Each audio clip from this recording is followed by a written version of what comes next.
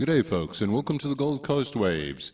We are very proud to present our interview with Ken Holmes, who's an actor, writer, director, and producer at Ken Holmes, also an actor at Central Casting, and owner and founder of production company Rain and Neon Productions. Tell us about yourself, Ken, and how did you start? Well, first of all, thank you so much for having me. I'm really excited to be here. I started, I guess, I've been doing this kind of my whole life. When I was a little kid in grade school, I would act out in front of my classrooms and put on little shows for everybody. And then I went a little too far, though. I was a little bit crazy, and the teachers were like, hold on, what are all these different characters you're doing? Like I pretended to be like a preacher, and I was preaching to the class one time, and I just did like kind of wild and crazy stuff. And then eventually I started realizing that, maybe I just love performance. And I started doing some, I later homeschooled, but I did some homeschool plays. And then when I was 12, I got a child role in The Merry Wives of Windsor for a college production.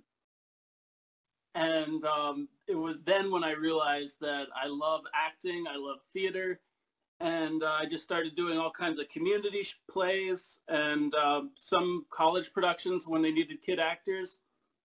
And I also just always loved writing too, so I would write my own material as well. Another thing I did when I was a kid was I would record pseudo radio programs in my bedroom. Just like put a tape in, and I would do interview shows. And so it was like this, except I was just interviewing myself. So I'd be these different characters, and I'd be like, Bill, welcome. Well, thank you, Ken. It's good to be here. And it was a lot of fun. So I guess I've been kind of doing this my whole life, but I've been doing it professionally. Well, after I graduated college in 2009, I got into film work, and then I just kept working, and then I joined the Screen Actors Guild, and yeah, now I do it for a living. Wonderful stuff. We need to congratulate you for receiving the Golden Dragon Awards 2020 winner. Thank you. Congratulations on that. And you've got your certificate right there behind you. That's wonderful. Wonderful to see. Can you tell us about your web series, Zoom Shorts? Absolutely. Yeah, Zoom Shorts, it kind of grew out of the COVID-19 pandemic, actually. Myself and two other collaborators, my friend Karen Clommey and actually my father, who's a writer, Burnham Holmes, we decided we wanted to continue to create material. We wanted to put out content. But at the time we were all quarantining, so it was like, well, what can we do? And so we thought, well, why don't we have short films, like a web series, and record it all over Zoom. We'll have actors from all over the world, and we'll do just like improvised monologues. Great idea. So it's not a huge time commitment for them because it's improvised. And it's just something fun to do. It's great to put out material. And even though this kind of came out of the pandemic, it's been a great experience so far. And I want to just keep continuing to do it, even when we can all roam about freely. One of the things I love about it is it's the first time in my life I've ever worked on something where I can work with people who aren't actually near me. Like, I'm in New York, but I don't have to work with people in New York. I can work with people from all over the world, and that's just been a great experience. We have 3 episodes out already. We have an episode called The Closing Line, which I wrote. That was the first episode. And then Karen wrote an episode called Doritos and Bleep. I don't know if I can swear, but Doritos and Bleep. And my dad wrote an episode called The Virus Hits Home. Right. And those 3 are already on YouTube, and we're already working on some more. That sounds wonderful. And how would you compare working on indie films to bigger budget productions? They're both Very different experiences. I guess that's obvious, but one of the ways in which they're different is in indie films, everybody is doing kind of wearing multiple hats. And indie films are a great way to learn, especially if you're a filmmaker, because you get to do things that are outside of your comfort zone. With a bigger budget production, though, everybody pretty much, in my experience, everybody has one job. So there's not really any excuse to not do that job well. So everybody's super professional. They're focused on their job. And so that's one of the ways in which they're different. And I like both, actually. And I'm glad I have experience with both. I feel like as a filmmaker, I'm probably more of an indie filmmaker. Right. But as an act, because I love collaboration too.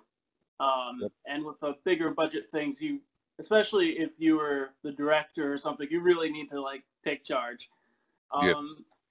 But as an actor, I love both, and I love seeing how people work in the different environments. Yeah, I guess that's the main way in which I would say they're different. Okay, excellent.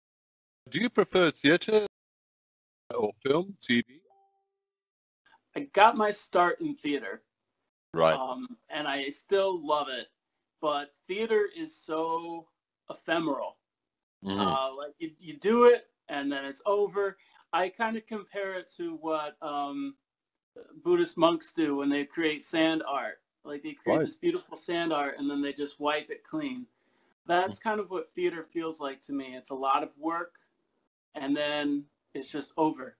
And if you were there, you experienced it. And if you weren't, well, you weren't there. With a movie, though, or with TV, you can create something and it lasts forever. I'm still hearing about things I did years ago. And actually, the first episode of my web series, Old Hearts Cafe, was done in 2016. And it hasn't really been until fairly recently it's been getting a lot of attention. With a play, that could never happen.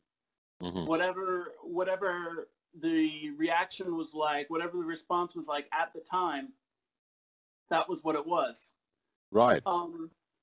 So I guess the question, like, which do I prefer? I prefer them both for different reasons. I feel like theater is more exciting. Theater is really just like jumping off the cliff, and here I am. Film and TV is not as exciting, but the result lasts longer. And so I like them both for very different reasons. Right now, my focus is really in film and TV, though. That's been where I've been getting the most work. And even though it's, I would say it's maybe arguably less exciting, it's more rewarding in the long run, I guess, for me anyway.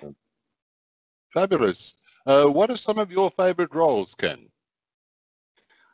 I think my favorite role that I ever did would probably be, it was a small role, but I played a burglar in this movie called Cold in July.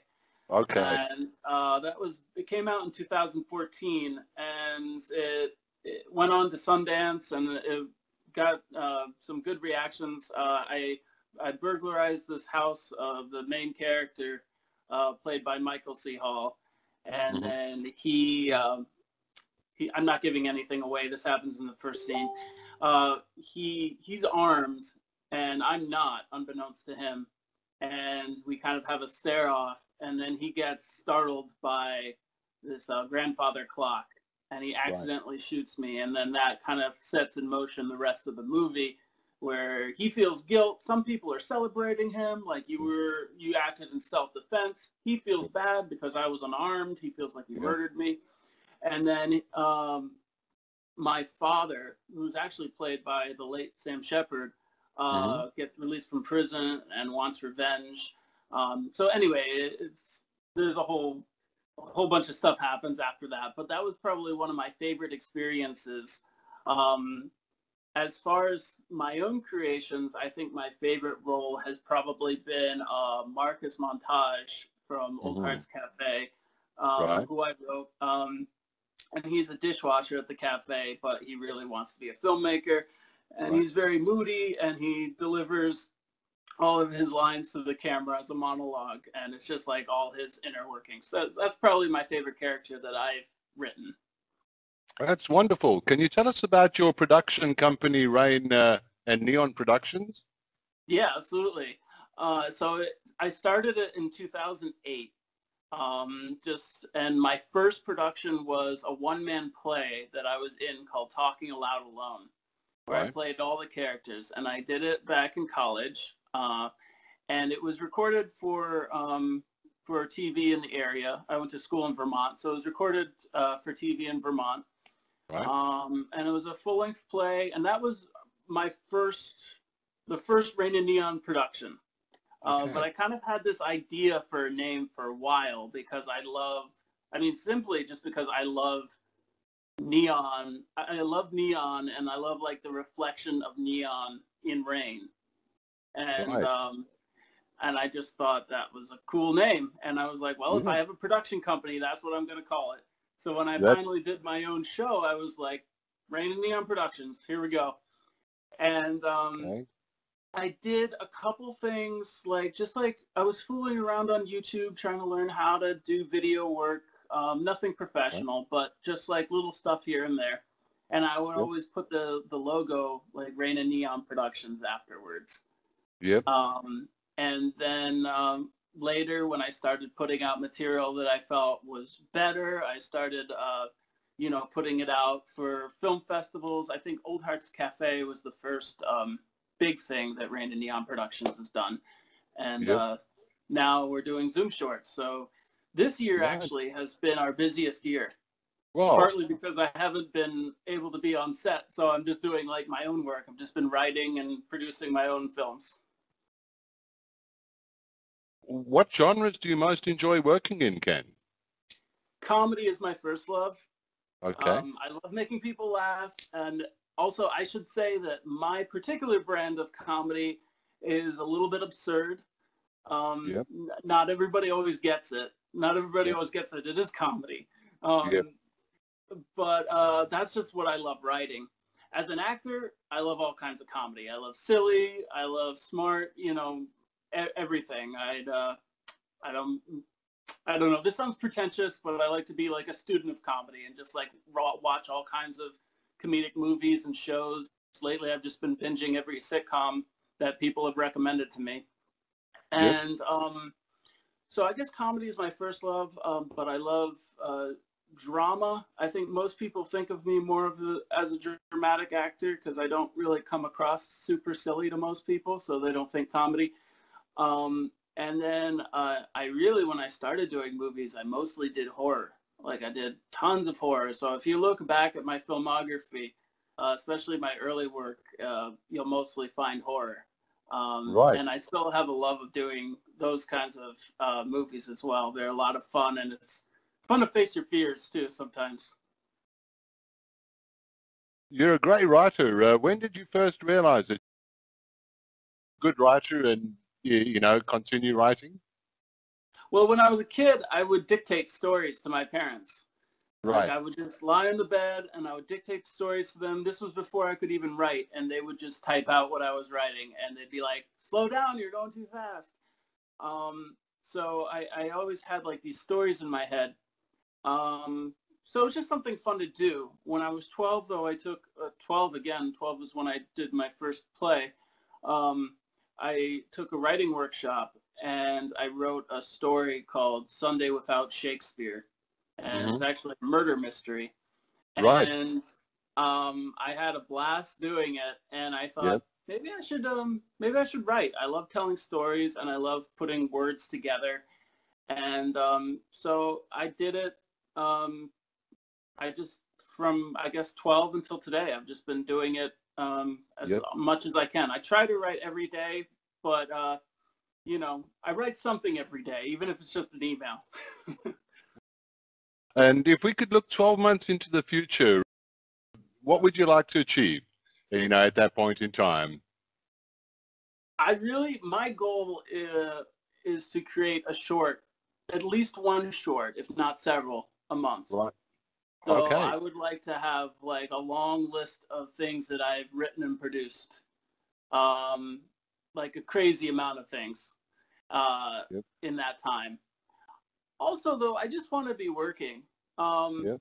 like I just love to be working and playing on set. So I hope in that time things are a little bit freer and we can work more. And I actually have my first job on a like a regular set coming up for a TV show.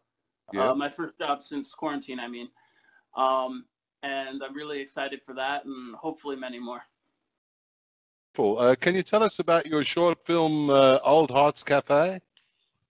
Yeah, so that I made in 2016. I co-directed Yeah. it with two friends, Right. and that was it was actually like it was a pilot episode for a web series, Old Yep. Hearts Cafe, Yep. and it was about Marcus Montage, and he's talking about his dreams of becoming a filmmaker. Yep. And I had this idea, like I've been doing poetry for most of my life, and I have like these different characters in my poems, and they Yep. all hang out in this cafe called Old Hearts Cafe. Right. And so I wanted to do a show about this cafe and kind of have it be like a sketch comedy show, but not like sketch comedy like Saturday Night Live, more like, I don't know, something kind of different. I guess maybe like Saturday Night Live, but meets like Portlandia, meets something that hasn't existed yet. Right. And so all these characters, and each episode was supposed to focus on a different character. So far, I've basically done Marcus Montage because I want to establish him before I continue on to, introduce the other characters. Right. But each episode was supposed to be about a different character who goes to the cafe. And so Yep. because it's about these different characters, the show can go on forever because it's Yep. not about like one person. It's about everybody who goes to this business. Right. So that was the idea. But the first episode was about the dishwasher. Yep. And we put it up on YouTube and kind of just like let it be for a while. And over time, as sometimes happens with film, it's just gotten some attention. Didn't get a whole lot when we put it up, but like in the past like year or two, it's just kind of blown up as far as film festivals go. Yeah. And it's won tons of awards, and I'm really honored and humbled and also kind of blown away that it's all kind of happened at once, especially for something that I created so long ago. Yeah. But that's one of the things I love about film. You never know what's going to happen years down the road. This is so true. I hope to make many more. Yep. No, well, your work's certainly very, very impressive. Can you tell us about your first episode of The Closing Line? Yeah. So the closing line, it's episode 1 of the Zoom Shorts show that I was talking about. The closing line is it's about this comedian who her girlfriend calls her up on Zoom and accuses her of stealing her jokes. Oh, okay. And then her new girlfriend gets on Zoom and says, hey, she hasn't been stealing jokes, she's just defending her. And then the next monologue, these are all just monologues. And then the next monologue is the protagonist, who we haven't met yet, her father, who tells her that she has to come home because her brother has been caught. He has a condition where he is kind of addicted to stealing things from people. He likes robbing houses, but something happened with the last house he robbed. It belonged to an older man who ended up having a heart attack and is in the hospital. So this is more serious, and she should come home and be with family right now. Yep. And then the last monologue is from the protagonist's point of view, who's the comedian who was accused of stealing. So it's about stealing, and I'm trying to like show that there's serious stealing where you're robbing somebody's house, but then there's also like the artistic robbery. Yep. I'm not really saying anything particular about that. I'm just putting it out there, and you can make of it what you will. But that was the first episode about creativity, robbery, and love, I guess. Well, it's pretty amazing, and it's been an absolute pleasure you coming on today, and it's been such an honor, actually. And on behalf of Gold Coast Waves Entertainment, Oya Wilson, and myself, we'd like to thank you so much for your time and for coming on to our show and telling us all about your success stories today. Thank you so much. It's been a pleasure.